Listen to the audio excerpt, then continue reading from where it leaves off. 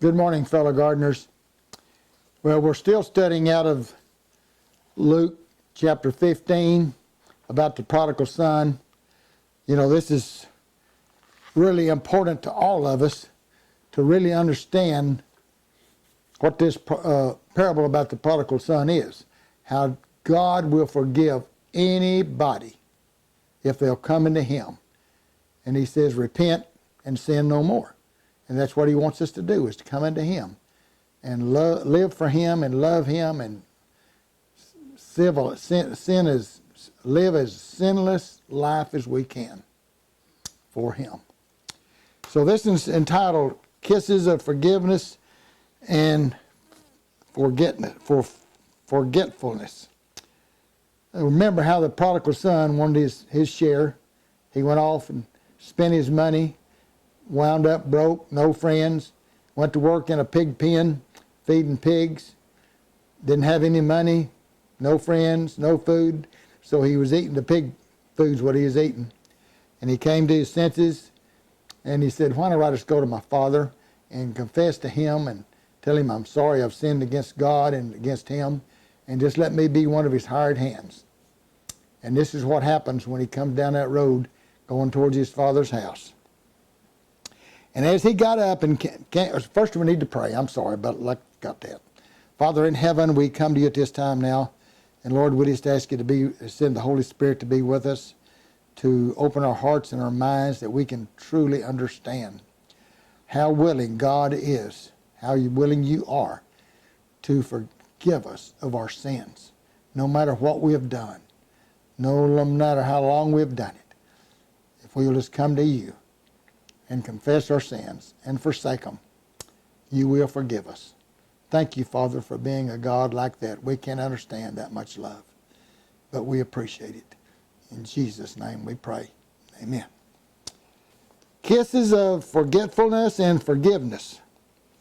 And here it is now, the prodigal son. He gets up from the pig pen, and he came to his father.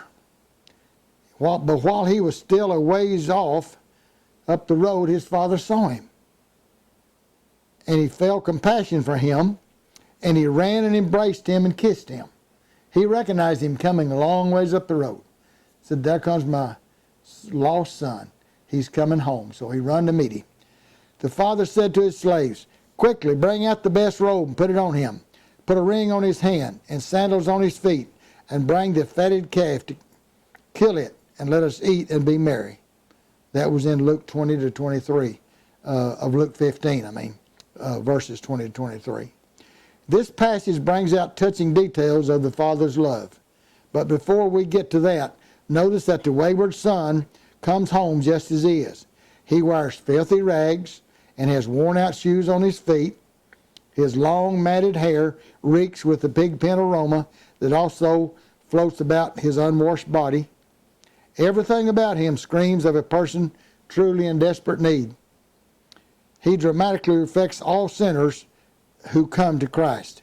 Even though we may look ever so nice on the outside, the inside is so filthy. A fact no one likes to hear. One time Bob was preaching in an evangelistic campaign about the subject of the sinner's need of Christ. One young woman who had faithfully attended every night stopped attending after this sermon. When they visited her to find the reason for her absence, the young lady made it clear that she did not accept the idea of having a sinful nature. But I'm going to tell you, brothers and sisters, we all inherited that sinful nature from our parents, from Adam and Eve. You know that. Every one of us are born in here with a sinful nature. She strongly believed in the inherited goodness of all people. Nothing we could show her from Scripture would change her mind. Sadly, she missed the whole point of salvation. If we have no sense of our sinfulness, then we have no awareness of our spiritual need. And if we cannot sense our needs, we have no desire for a Savior. As the son trudged home, the Father spotted him a long ways off. Jesus also saw each one of us a very long ways off as we was coming to him. He recognized our conditions from the courts of heaven and quickly climbed down the ladder of humiliation.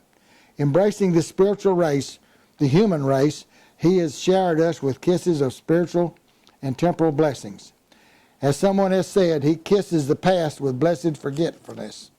Then Jesus exchanged our filthy robes of self-righteousness with his glorious garments of perfect righteousness. And finally, he smothers us with an incomparable love. Jesus receives us just as the Father in his parable welcomed home his wayward son. The way the Father received his son overwhelmed the prodigal.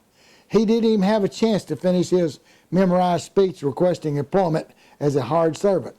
The Father quickly interrupted him with commands to the household servants to prepare a welcoming party for his son who was dead but now was alive.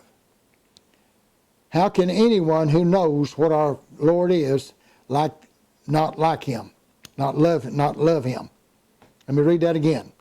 How can anyone who knows what our Lord is like not love him? Won't you thank our Father and Savior for what is available to us now? You know, Jesus has made it available by dying upon the cross that anyone can come to God through Jesus and be saved. Folks, let's get closer to Jesus and our Father. They're coming back soon to get us.